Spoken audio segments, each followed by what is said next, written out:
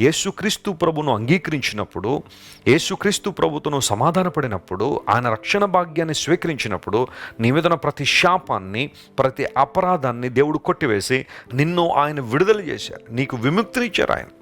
నువ్వు మరలా పాపపు బానిసత్వంలో ఉండాల్సిన అవసరం లేదు. శాప కాడి క్రింద నలిగిపోవాల్సిన అవసరం లేదు. You can rejoice in the lord. నువ్వు దేవుళ్ళు ఆనందించగలవు, దేవుళ్ళు సంతోషించగలవు. అపోస్తలుడైన పౌలు ఇదే అంటాడు, ప్రభువునందు ఆనందించండి, మరలా చెబుతున్న ఆనందించండి. వాస్తవానికి ఫిలిప్పీలకు రాసిన పత్రికను అపోస్తలుడైన పౌలు ఒక చెరసాల నుండి రాశాడు, బందీ గృహంలోంచి రాశాడు. అలాంటి స్థితిలో ఉన్న ఆయన ఆనందించని చెబుతున్నాడంటే ఇది భౌతిక సంబంధమైన ఆనందం అయితే కాదు. దేవుడిచ్చే ఆనందం ఆత్మీయమైనది, ఉన్నతమైనది, మనిషిని ఒక ఉన్నతమైన స్థితిలో నిలబెట్టేది. ఈ ఆనందం కోసం ప్రాకులాడుతున్నావా?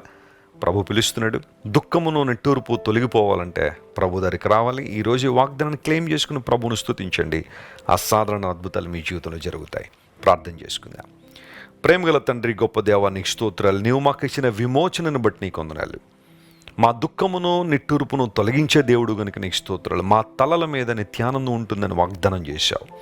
ఈరోజు మా ప్రియులు ఎంతమంది అయితే ఈ వాగ్దాన సందేశాన్ని వీక్షిస్తున్నారో, ఈ ప్రార్థనలు ఏకీవిస్తున్నారో, వారందరి జీవితంలో దుఃఖాన్ని నిట్టూర్పును తొలగించి గొప్ప ఆనందాన్ని వారికి ఇవ్వండి. నీలో ఆనందించే కృప వారికి దయచేయండి. అనారోగ్యంతో ఎవరైతే ఉన్నారో స్వస్థతనివ్వండి ప్రభువా. విడుదల కోసం ఎంతమంది అయితే ప్రార్థన చేస్తున్నారో విడుదల ఇవ్వండి. నీ అభిషేకంతోనూ అయ్యా, నీ ఆశీర్వాదంతోనూ ప్రతి ఒక్కరు నింపి నీ కార్యాభివృద్ధి కొరకు వాడుకునమని కోరుకుంటూ యేసుక్రీస్తు వారి అత్యున్నతమైన నామం పేరట అడిగి వేడుకొనిచున్నాం తండ్రి. Amen, amen. God bless you dear friends.